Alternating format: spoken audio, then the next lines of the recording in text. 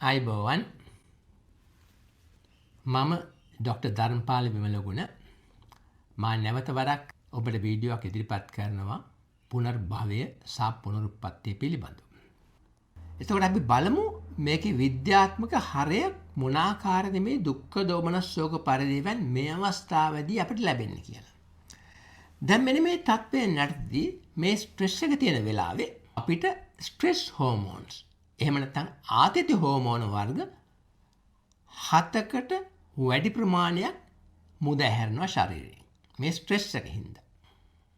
ඒ හා සමගම මම අර මුලින් කිව්වා වගේ ඔබගේ මොළයේ වේදනා සංචිතය එහෙම නැත්නම් ඇමිග්ඩලා කියන කොටස ඔබගේ මොළයේ සැප වේදනා සහ දුක් වේදනා තියෙන ප්‍රදේශය ස්පර්ශ වීමෙන් ඔබට ඊටාම දැඩි දුක්ඛන්දරාවක් ලැබෙනවා.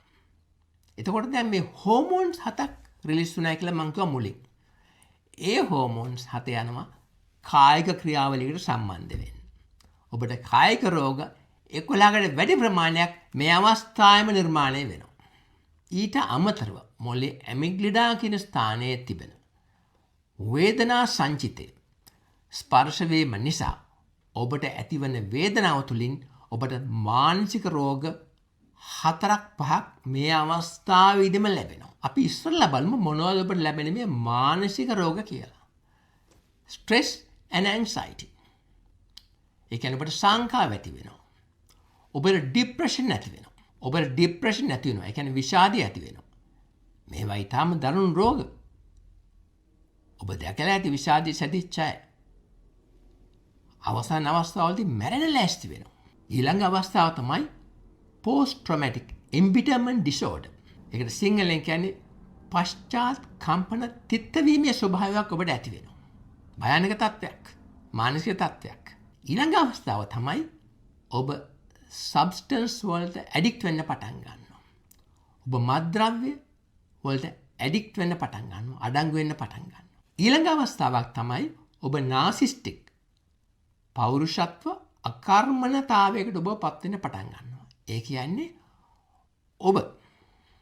ඔබ අධිතක්ෂේරුවට පත් වෙනවා. ඔබගේ ක්‍රියාකාරකම් පවත්වාගෙන යෑමට දණ්ඩ නිල් සංග්‍රහය ඕනම් වගන්තියක් ඔබ බිඳින්න ලෑස්ති වෙනවා.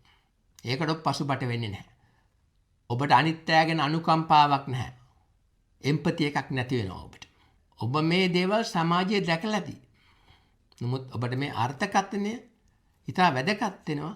මොකද මේක මේ අවස්ථාවේදීම සිද්ධ වෙන දෙයක්. ඔබ අනිත් අයව සූරා කෑමකට ලක් කරනවා. ඔබ කිසි කෙනෙක් දෙන අවවාදයක් නීතියකට අඩංගු වෙන්න අකමැති වෙනවා. ඔබ දැකලා ඇති පත්තරේ දවස ගානෙම මේ ගැන දැන්වීම් දාලා තියෙනවා. මිනිස්සු නීති කඩනවා, මිනිහ මරනවා, හොරගම් කරනවා, නැවත නැවත කරගෙන යනවා.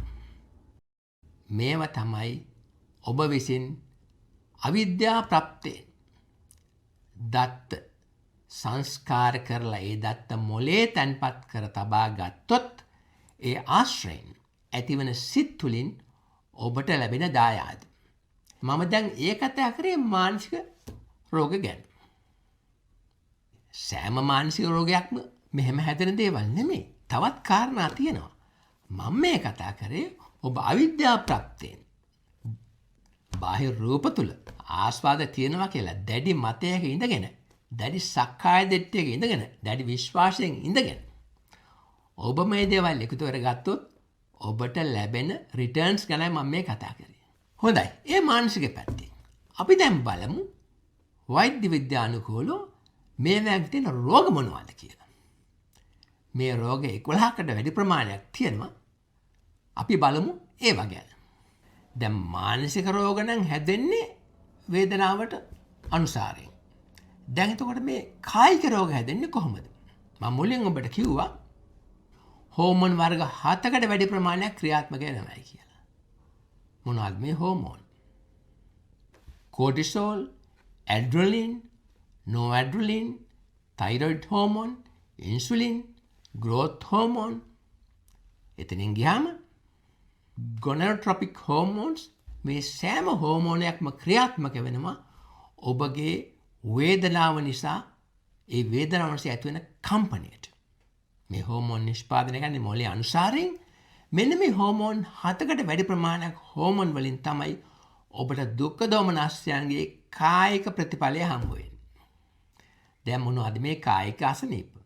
හෘද රෝග, heart disease, ඊට පස්සේ ඇස්මා ඇදුම, obesity, මහත් වීම, ශරීර ස්ථූලතාවය, දියවැඩියාව, diabetes, දවස පුරාම හිසේ කැක්කුම, ආහාර මාර්ගයේ සංකූලතා විශේෂයෙන් gastritis, reflux, පපුවේ දැවිල්ල, Alzheimer's disease, ඔබගේ මතකයේ දුර්වල වීම, ඔබ වහවහ වයසට යෑම, ඔබට නිින්ද නොයෑම, ඔබ අඩු වයසෙන් මරණයට පත්වීම. එතකොට මේ ආකාරයෙන් තමයි මානසික රෝග වශයෙන් සහ කායික රෝග වශයෙන් ඔබට දුක්ඛ දෝමනස ශෝක පරිදේව උපායාසයන් මේ ජීවිත කාලය තුලදීම ලැබෙන්න පටන් ගන්න. එහෙම නැතුව ඒක මරණයෙන් මතු ලැබීමක් නෙමෙයි. මරණයෙන් මතු ගර්භාෂයකට අඩංගු වෙලා උප්පත්තියක් හැදුනට පස්සේ එතෙන්ද නෙමෙයි ඔබට මේ දඬුවම හම්බ වෙන්නේ.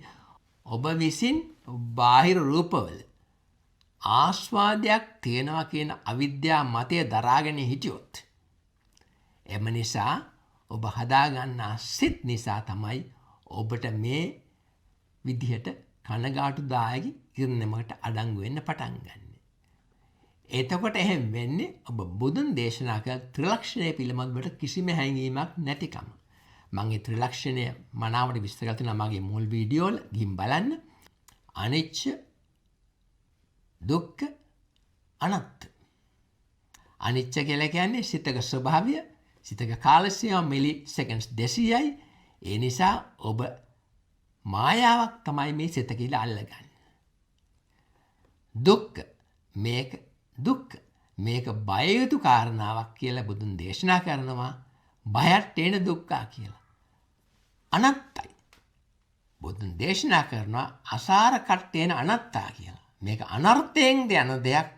ඒ නිසා ඔබ මේවා ගැටෙන්න එපා, අල්ලගන්න එපා කියලා. මේ ආකාරයෙන් තමයි බුද්ධ දේශනාව ඔබට කරලා තියෙන්නේ. ඔබට මේ දුක්ඛ දෝමනස ශෝක පරිදේවයන්ගෙන් ගැලවෙන්න. එතකොට මේ විග්‍රහය මම තාම දැකලා නැහැ කවුරුත් ඉදිරිපත් කරලා තියෙනවා. ඉතා විශාල ප්‍රමාණයක් විශ්වාස කරනවා. බුදුන්ගේ දේශනාව ඔබට මේ මොහොතේ දුකෙන් ගැලවීමටයි දේශනා කරලා තියෙන්නේ කියලා.